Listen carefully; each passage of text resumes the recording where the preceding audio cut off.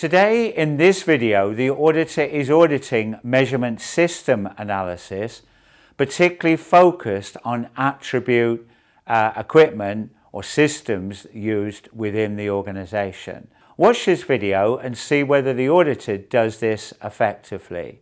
So now we've actually had a look then at measurement system analysis for some examples of variable equipment. I now want to move on to attribute equipment, because I see in your control plan you do use some attribute equipment, but the one I'm particularly interested in is visual inspection, because I see you've been getting some customer related problems on visual appearance.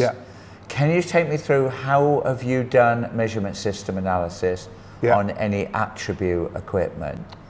So we do have lots of appearance items, and in fact, good timing, because we've just completed a study looking at this part. So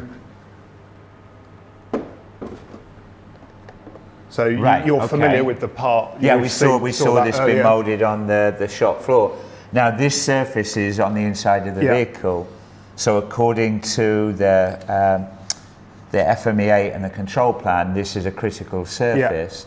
So take me through then how you've done the attribute MSA for this visual inspection. So we take a sample of 50 parts.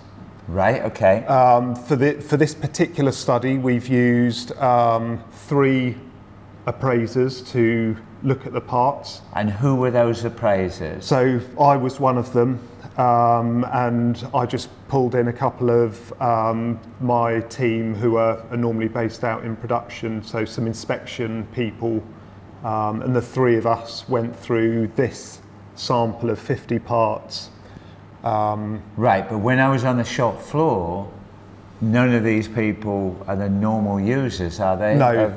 None of these people are the people doing the normal inspection of this? No, but we just wanted to give ourselves confidence that by using a sort of visual inspection, it would be an appropriate method. And explain to me, where did you do this study then? We did it in here, and that's why we've still got the parts in here. But this, from my understanding, is the measurement room. This is this where you would normally do the visual inspection for this part? No, that's, we saw earlier that's done out on the production floor. But we just did the study in here. So do you think the study that you've done then represents a normal daily measurement system for doing visual inspection? Well, now you come to mention it, maybe it would have been good to have one of the production people on that team of 3 appraisers. Because what we're trying to represent here, and IATF requires, is that we're trying to identify the normal measurement system variation, not in a false environment. So I do have some concerns over this, but we are going to move on a minute to look at the interpretation of the results. So the good thing that the auditor was following audit trails from customer-related problems on visual inspection, and follow the audit trail using the FMEA and the control plan, and then followed from the control plan to look at measurement system analysis for visual inspection.